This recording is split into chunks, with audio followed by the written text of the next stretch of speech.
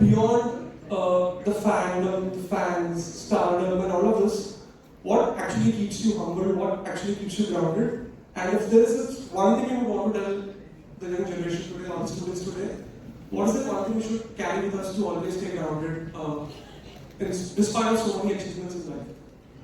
First of all, I don't know what humble means. I just be what I am, and if it has to be given a title, I don't accept that.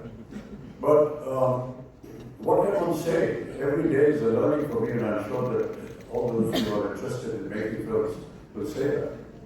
Every day is something new.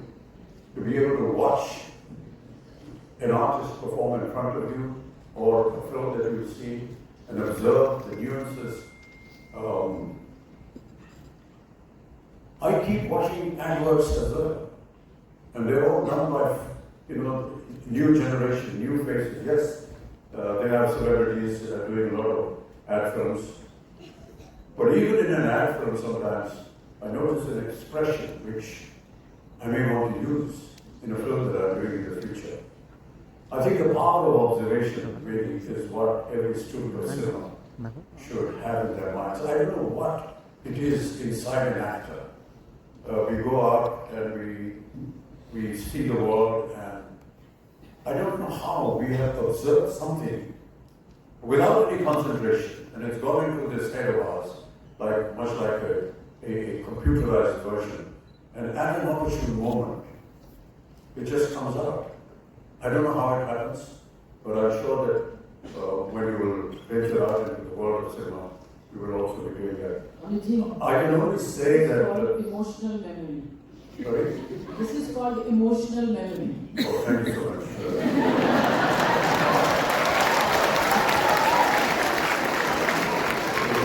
You know, that's a job that you have. So, just be as natural as possible. Just be yourself. There are very few of us, that can live with that status. Just be who you are. Just be stable. That's the status that you have. I walk around. I've been here for almost an hour or so, and somewhere something has gone into my brain. I don't know what it is, but when I come in front of the camera, if there's a scene, if there's a sequence which desires some kind of a reaction, which I may have observed in today's meeting, it'll come out. And that is what I feel when I'm in front of the camera. I wish you all the best.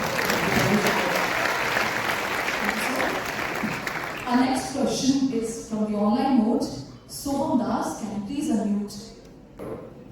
He writes the story, he designs the characters, he writes the dialogues, he writes what this character is going to speak, how this character is going to walk, where he's going to live, what clothes he's going to wear, what his makeup is going to look like.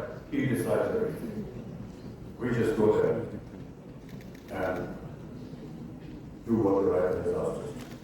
So they are the more responsible people. Yes, I do agree that many times writers will want to portray something which is, has a social value, a subconscious value for the country.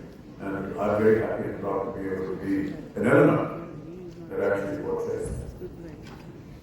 Thank you, sir. Thank you, sir. We've been making films that have been inclusive all along. It's just that because communication was not as efficient, as rapid as it is today, we were never exposed to that kind of cinema, or perhaps that kind of lifestyle. Because of computerization, everything is now at the press of a button. You press a button and you get what you want. It's also doing many other things, which is something that I'm sure that all of you will be taught and observe, that speed of representation has become very rapid. If you watch an old film of the 50s or the 60s, sit down and count the number of edits that film has. Sit down today and watch one of the recent films that have been released and count the edits of, let's say, a film like, because you mentioned Vidya Yeravdekar, or whatever it is, and note and count the number of edits. You will find that it's at least 3 or 4 times more than the ones that were there in the 50s. It shows the rapidity. There's a whole school of media training that I just observed. And if you watch the news, for example, you know, the news reader will come and say some statement, and immediately there'll be a big bang, bam,